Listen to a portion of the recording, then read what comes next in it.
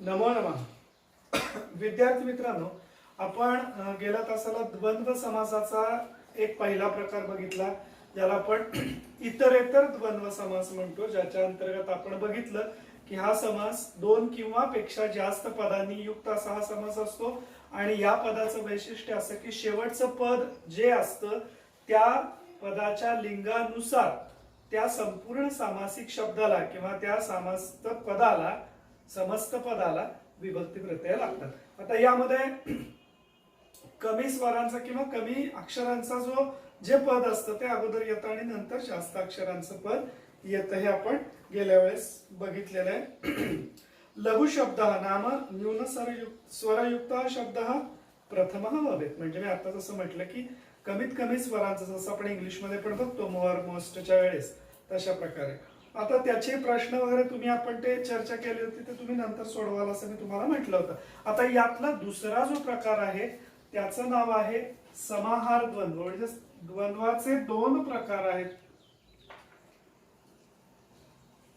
एक आहे पहिला आपण जो बघितला तो इतरेतर द्वंद्व, आणि दुसरा जो प्रकार आहे त्याला समाहार द्वंद्व म्हटलंय. आता आपण मराठीमध्ये असा अनुस्वार देऊन करतो, पण संस्कृत मध्ये या पद्धतीने लिहायचंय समाहार द्वंद्व असं त्याचं नाव आहे.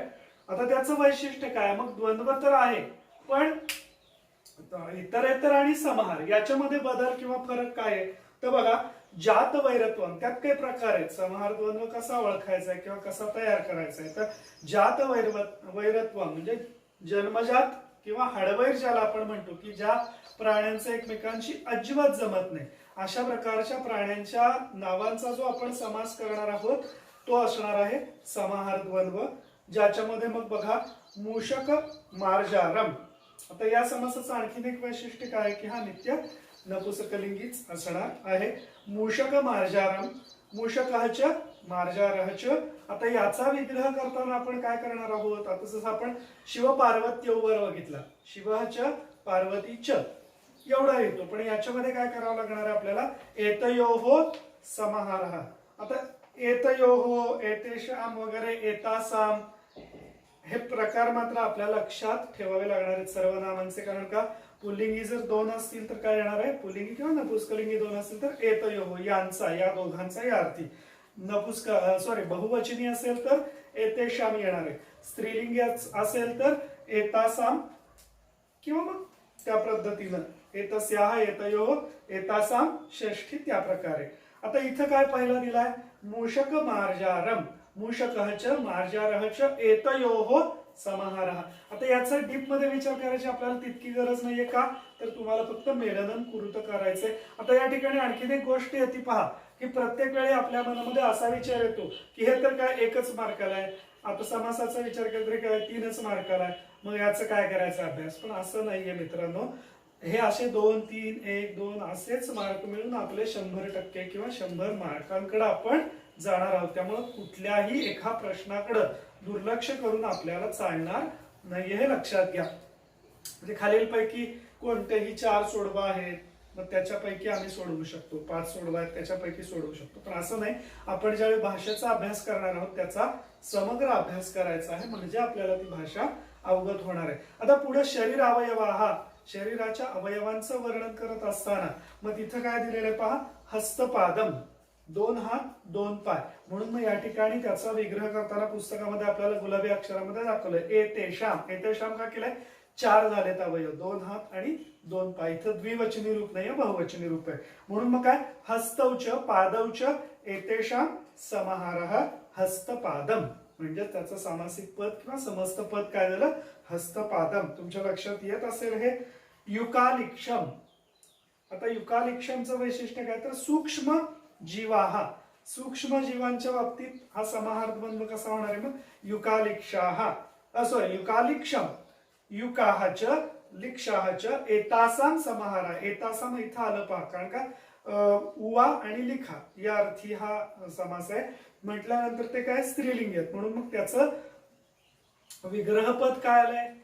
सर्वनाम काय आलंय? एतत्स एतासाम युकाः च लिक्षाः च एतासाम समाहारः युकालिक्षम. पुढे पहा नित्य साहचर्यम, नेहमी एकत्र असणारे, ज्याला आपण हळदी कुंकू वगैरे सारखे किंवा तिलगुडम खाली दिलेलंच आहे आपल्याला. नित्य साहचर्यम, नेहमी एकत्र असणारे म्हणजे हरिद्रा कुंकुमम. आपल्याला पूजा करत असताना गुरुजी म्हणत असतात हरिद्रा आणि कुंकुमम समर्पयामी. हरिद्रा कुंकुमम, हरिद्राच्या कुंकुममच्या एतयोः समाहारः, दोनच आहेत आणि ते काय हरिद्रा कुंकुमम. हरिद्रा स्त्रीलिंगी झालं आणि कुंकुमम हे नपुंसकलिंगी झालं, पण त्याचा दोन्हीचा विग्रह काय केलेला एतयोः, एतस्याः एतयोः पण होतं आणि एतस्य एतयोः, म्हणजे द्विवचनाची रूप तिन्ही लिंगांमध्ये सारखीच आहे. हरिद्राच्या कुंकुमच्या एतयोः समाहारः हरिद्रा कुंकुमम.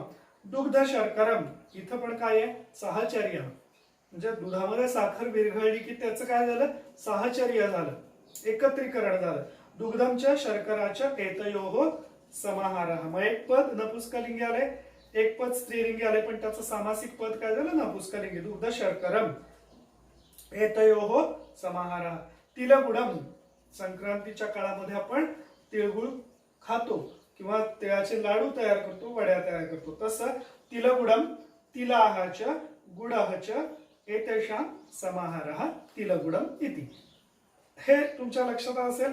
ठराविकच या पद्धतीचे समास आहेत समाहार द्वंद्वाचे. त्याची थोडकी उदाहरणं आपण लक्षात ठेवली, त्याचा विग्रह लक्षात ठेवला, आणि मी अगोदर म्हटल्यासारखं की आपल्याला काय मेलनम कुरुत करायचं आहे, त्याच्यामुळे फार काही ते आपल्याला अवघड जाणार नाही. आता महत्वाचा भाग जो आहे तो सूचनानुसारम कृती ही कुरुतमध्ये संख्यावाचक विशेषणांचा किंबहुना सगळीकडेच, मग तुम्ही एखादं उत्तर लिहित असाल, निबंध लिहित असाल, उत्तरादाखल कुठली एखादी वाक्यरचना तयार करत असाल किंवा संख्यावाचक विशेषणांचा वापर करून वाक्य पूर्ण करा किंवा वाक्य लिहा, रिक्त स्थानांनी पुरं येतं, अशा प्रकारचे काही प्रश्न सूचनानुसार कृती ही कुरुतमध्ये येतात. तर त्याच्यासाठी आपल्याला संख्या विशेषण हे अत्यंत महत्वाचं आहे. याच्यामध्ये हा पहिलाच आपला तिसऱ्या घटकातला हा प्रकार आहे संख्या विशेषणाने. प्रथमः घटकः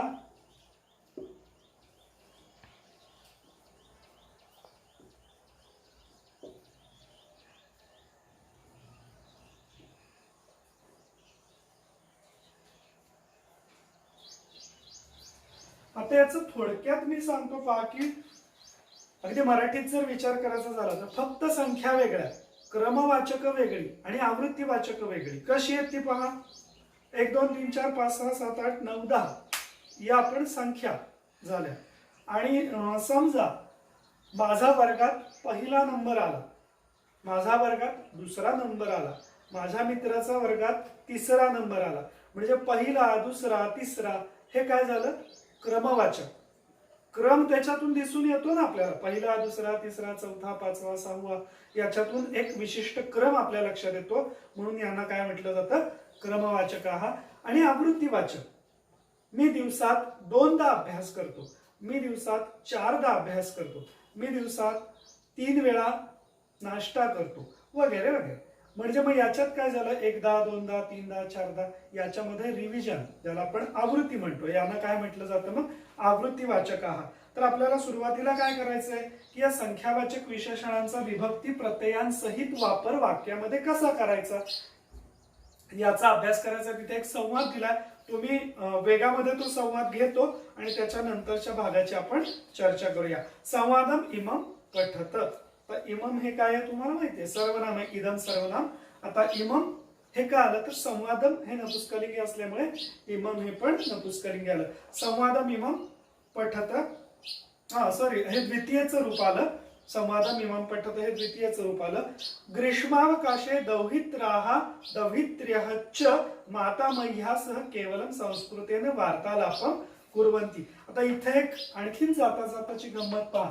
आपण दुहितृ शब्द बघितला होता. दुहितृ म्हणजे दुहिता, दुहिता म्हणजे काय मुलगी. आता या ठिकाणी काय पहा, मग मुलीचा मुलगा म्हटल्यानंतर काय होणार आहे मग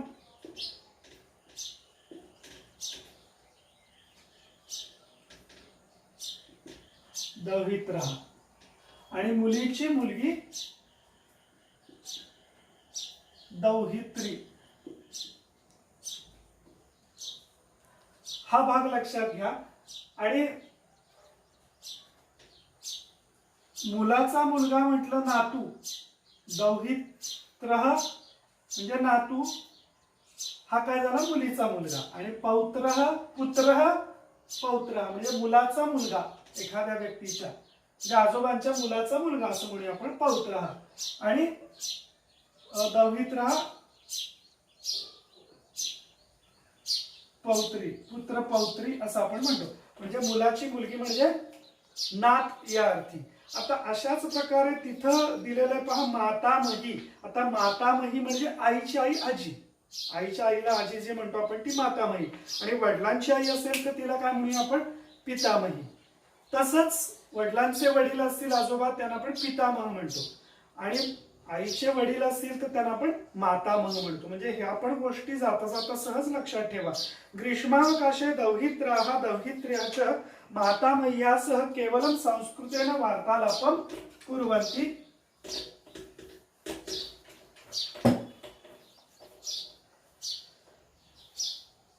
मातामही तेभ्यः संस्कृत भाषायाः विशेषान् कथयति.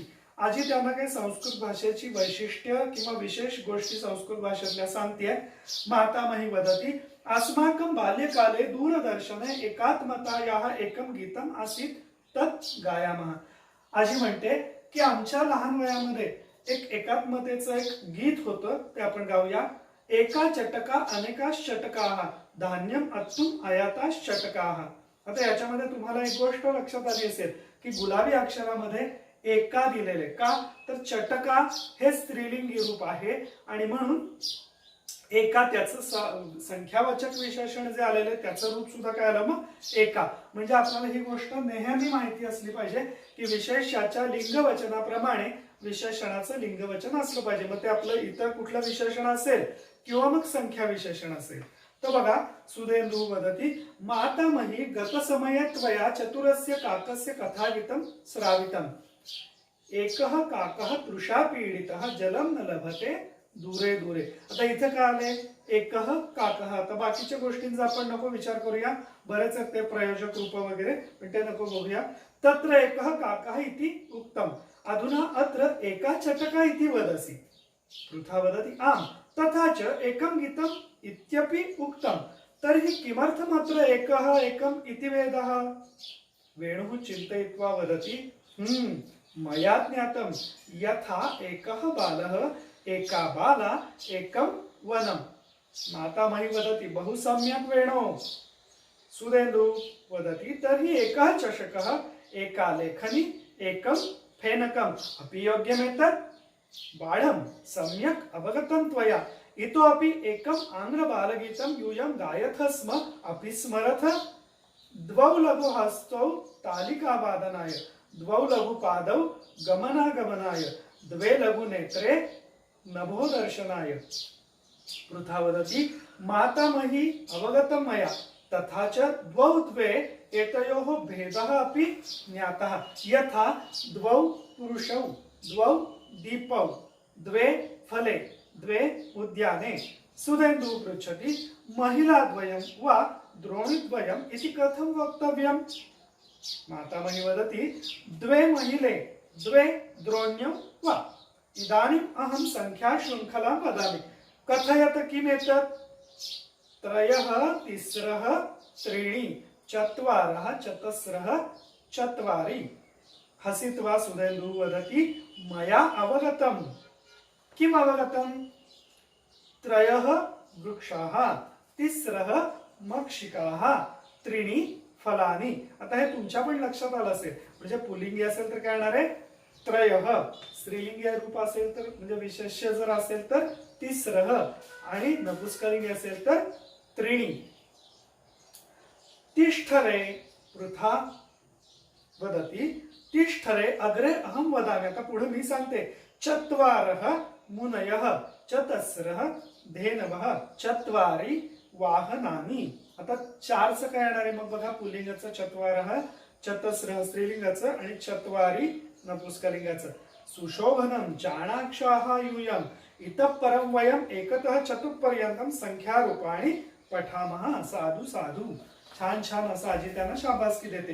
आता आपल्याला काय बघायचं, 1 ते 4 संख्या विशेषणांची रूप कशा पद्धतीने त्याची विभक्ती रूप येतात. आता याच्यामध्ये आणखीन एक गोष्ट आहे पहा, आपल्याला तिथं पुस्तकामध्ये प्रथमा ते सप्तमी पर्यंतची रूप दिलेली आहेत, ज्याच्यामध्ये पहिलं दिलेलं आहे 1. आता 1 जे आहे हे 1 हे एकच असणार आहे ना, म्हणजेच ते काय असणार आहे, नित्य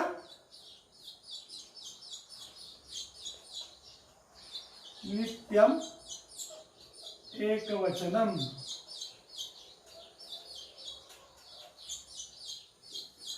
नित्यम एकवचनम किमर्थम, कारण एक हे नेहमी एकच आहे ना, त्याचं द्विवचन किंवा बहुवचन कसं असू शकेल, किंवा दुसरं जे असणार आहे द्वि,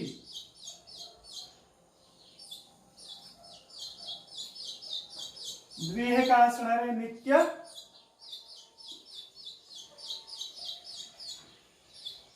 याचं एकवचन पण होणार नाही आणि बहुवचन पण होणार नाही.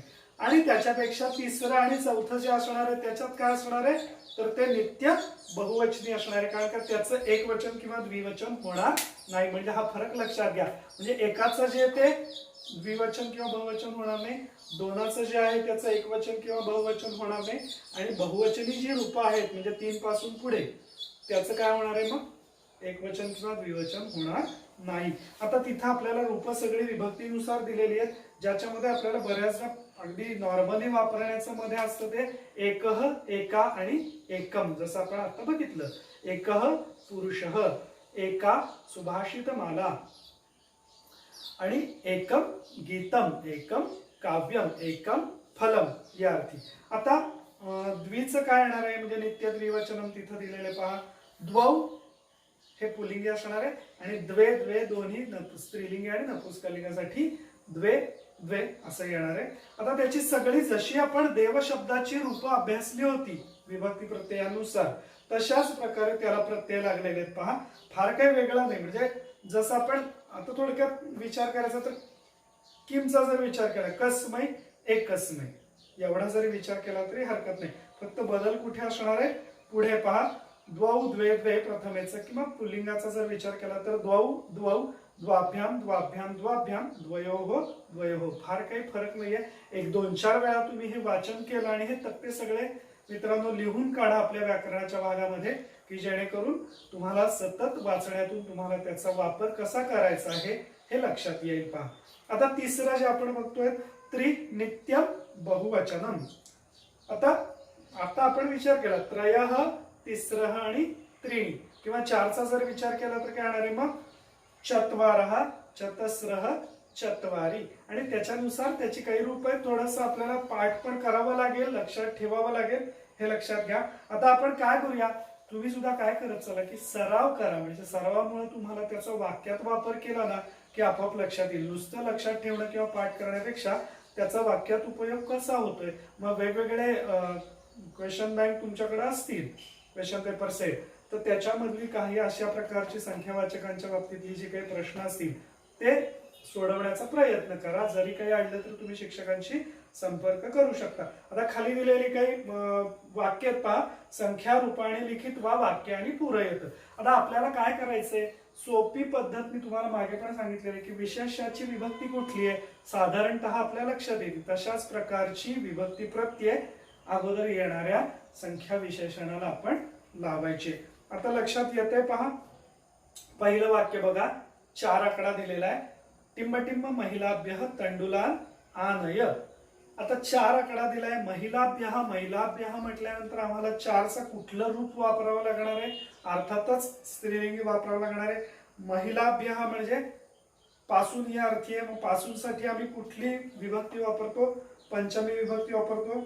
मग 4 म्हटल्यानंतर पंचमी विभक्तीचं स्त्रीलिंगाचं रूप काय होतंय, चतस्रुभ्यः. म्हणून मग काय झालं, चतस्रुभ्यः महिलाभ्यः तंडुलान आनय. ही सगळी वाक्य आपल्याला वहीमध्ये आपल्या व्याकरणाच्या भागात लिहायची आहेत, हे लक्षात ठेवा. आणि याशिवाय तुम्ही सरावासाठी जादाची वाक्य जरी तयार केली तरी मोस्ट वेलकम. पुढं अ नंतर आ, आडव्या लाईनने आपण जातो आहोत. तेषु टिंबटिंब तरुषु खगाः नीडानी अरचयन. आता इथं आपल्याला सहज लक्षात येण्यासारखी गोष्ट पहा. तेषु हे सर्वनामाचं कुठलं विभक्ती रूप आलं? सप्तमी. तरुषु सप्तमी. म्हणजे हा पण नियम आपल्याला माहिती आहे की सर्वनाम जे वापरणार आहोत त्या सर्वनामाला सुद्धा ज्या नामासाठी आपण ते वापरलेलं आहे त्याचाच विभक्ती प्रत्यय त्याच्यानुसार लावायचा. मग तेषु आता पुढे 3 आकडा दिलाय म्हटल्यानंतर अर्थातच आपण सप्तमीचं रूप वापरणार आहोत 3चं. त्रिषु. तेषु त्रिषु तरुषु खगाहा नीडानी अरचयन. पुढचं वाक्य बघा. टिंब कपे हे टोपिका पतिता. 1 आकडा दिलाय. आता कपे हे रूप कुठलं आलं? कवे हे कव्यो हो कविनाम षष्ठी प्रमाणे कपे हे म्हणजे षष्ठी आलं. मग म्हटल्यानंतर एक या सर्वनामाचं षष्ठीचं रूप काय होणार आहे? अर्थात पुल्लिंगाचं एकस्य कपे हे टोपिका पतिता. पुढचं वाक्य बघा. एतासु टिंब कृती लिखंतु. आता 2 आकडा दिलाय, कृती दिलाय. मग आपण माहिती आपल्याला वर कृती मती मतयः प्रथमा प्रमाणे चालणार आहेत. द्विवचनी रूप आले म्हणून मग काय आलं? 2 द्विवचनी आहेच आहे तिथं दिलेलंच आहे आपल्याला 2 आकडा. द्वे कृती हे स्त्रीलिंग. द्वे हे रूप येणार आहे. एतासु द्वे कृती लिखंतु. यापैकी 2 कृती लिहा असा त्याचा अर्थ होतो. पुढे पहा. 3 आकडा दिलाय. टिंब भुवनानाम समूह नाम त्रिभुवनम. त्रयाणाम भुवनानाम समूह नाम त्रिभुवनम. त्रयाणाम का आलं? तर आपण भुवनम नपुंसकलिंगी आल्यामुळे काय आलं? मग त्रयाणाम भुवनानाम षष्ठी. 3 भुवनांचा समूह म्हणजे त्रिभुवन या अर्थी. टिंब दासी संदेशम कथितवती. 1 आकडा दिलाय. दासी शब्द दिलाय. दासी शब्द हा स्त्रीलिंगी आहे म्हटल्यानंतर अर्थातच काय? एका दासी प्रथमातलंच रूप आहे ते, प्रथम विभक्तीतलं. एका दासी संदेशम कथितवती. आता मी प्रत्येक गोष्ट के फळ्यावरती लिहित नाही बसत, तुम्ही हे समजून घ्या आणि पुन्हा ऐकून वाटल्यास तुम्ही त्याची उत्तरं लिहू शकता तुमच्या वहीमध्ये. तयोः टिंब परस्पर मेलनम न आसीत. 2 आकडा दिलाय. तयोः तस्य तयोः तेषां षष्ठी तस्मिन् तयोः तेषु सप्तमी. मग असं असेल तर सप्तमीचं रूप सुद्धा काय येणार आहे? मग द्वयोः परस्पर पेलनम न आसीत. त्यांच्या दोघांमध्ये. लक्षात घ्या. सप्तमी वर किंवा मध्ये आपल्याला माहिती सप्तमीचा अर्थ वर किंवा मध्ये विभक्तीचा अर्थ. द्वयोः परस्पर मेलनम न आसीत. पुढे पहा. ऐ आकडा आपण बघतो आहोत. टिंब नगरे सह वसती स्म. टिंब नगरे 1 आकडा दिलेला आहे. नगरे कुठली विभक्ती आहे? अर्थात सप्तमी. मग सप्तमीचं नगरम नपुंसकलिंग गृहीत धरलं तर मग त्याचं रूप सप्तमीचं काय होणार आहे? एकस्मिन. अगदी बरोबर. एकस्मिन नगरे सह वसती स्म. आता ओ बघा. टिंब अपि कवी काव्यम अपठताम. 2 आकडा तिथं दिलेला आहे. अपि आणि कवी हे काय आहे? मग पुल्लिंगी रूप आहे. आता पुल्लिंगाचं प्रथमेचं रूप काय होणार आहे? द्वौ अपि. आता द्वौ अपीचं सहज जाता सांगतो. द्वौ अपीचा संधी आपल्याला बऱ्याच येतो. द्वौ अपीचा संधी काय होतो? द्वावपी, ज्याला अयादी संधी म्हणतात. अयादी संधी असं म्हणतात. त्याचा मध्ये आता आपल्याला विचार करायची गरज नाहीच आहे गरज. फक्त सहज जाताचं सांगितलं. त्याचा जर संधी करायचं झालं तर द्वौ अधिक अपीचं द्वावपी असा तो संधी होतो. द्वौ आपण लिहिताना संधियुक्त लिहायचा नाही, मुळीच लिहायचं नाही. कारण का तपासताना परीक्षकांच्या जर हे लक्षात आलं नाही तर कदाचित फुली पडेल. जे संख्यावाचक लिहायचे तशाच पद्धतीने ते सेपरेट लिहायचं. आपण संधी करायचा नाही या बाबतीत. द्वौ अपि कवी काव्यम अपठताम. पुढे पहा. औ मध्ये कथामेताम टिंब छात्रेभ्यः कथय. कथामेताम हा संधी आहे. कथाम अधिक एताम. कथामेताम टिंब छात्रेभ्यः कथय. 4 आकडा दिलेला आहे. छात्रेभ्यः म्हणजे टिंब ला या अर्थी. मग छात्र म्हटल्यानंतर पुल्लिंगी आलं. चतुर्भ्यः कथामेताम चतुर्भ्यः छात्रेभ्यः कथय. पुढचं वाक्य पहा. अहम टिंबटिंब चौरान अपश्यम द्वितीय आली 3 आकडा दिलाय. मग 3 आकड्याला चौरान, चौराह पुल्लिंगी, त्रीन, त्रीन त्रीन तिसरह त्रीणी असं त्याचं रूप होतंय. पहा द्वितीयचं आपण पुल्लिंगी घेणार आहोत. अहम त्रीन चौरान अपश्यम असं त्याचं वाक्य होणार आहे. पुढे पहा वयम टिंबटिंब गीतानी गायामः. गीतानी नपुंसकलिंगाचं बहुवचन आलं. चौथ्या आकड्याचं किंवा 4चं नपुंसकलिंगाचं बहुवचनाचं रूप काय होणार आहे? चत्वारी. आता बहुवचनाचं रूप म्हणण्यापेक्षा नित्य बहुवचनीच आहे ते. वयम चत्वारी गीतानी गायामः. पुढे पहा सह टिंबटिंब वेदान अधीतवान, जे ग्रहण केले, शिकला अशा अर्थी. 4 आकडा दिलाय. वेदान, आता वेदान 4 आकडा आहे, द्वितीय आहे. मग काय येणार आहे? पुल्लिंग येणार आहे चतुरः. सह चतुरः वेदान अधीतवान. पुढे पहा वयम टिंबटिंब नेत्राभ्याम पश्यामः. 2 आकडा आहे, नित्य द्विवचनी आहे. टिंबटिंब ने या अर्थी नेत्राभ्याम. वयम द्वाभ्याम नेत्राभ्याम पश्यामः. शेवटचं बघा शिवः टिंबटिंब नेत्रैहि पश्यत. फक्त शिवाच्या बाबतीतच आहे, 3 डोळे फक्त शंकरालाच आहेत. म्हणून पहा शिवः टिंबटिंब नेत्रैहि पश्यती 3 आकडा आलेला आहे. मग नेत्र नपुंसकलिंग येत आहे. त्रिभिः असं त्याचं रूप होणार. शिवः त्रिभिः नेत्रैहि पश्यती. अशा प्रकारे मग ते वाक्य आपलं होणार आहे. हे संख्या विशेषण आपण अजून 10वीचा अभ्यास करत असताना पुन्हा पण आपण घेणारच आहोत. तत्पूर्वी एकदा फक्त आपण जे सेतुपाठ वजा रिव्हिजन जी घेतो आहोत त्याच्या अनुषंगाने आपण हा भाग आता बघितलेला आहे. आता थोडंफार काही जे राहिलेलं आहे संख्या विशेषणांचा दुसरा एक भाग आहे, तोही पुढे आपल्याला बघायचा आहे. तो आपण नंतरच्या तासाला बघूया. ठीक आहे, धन्यवाद.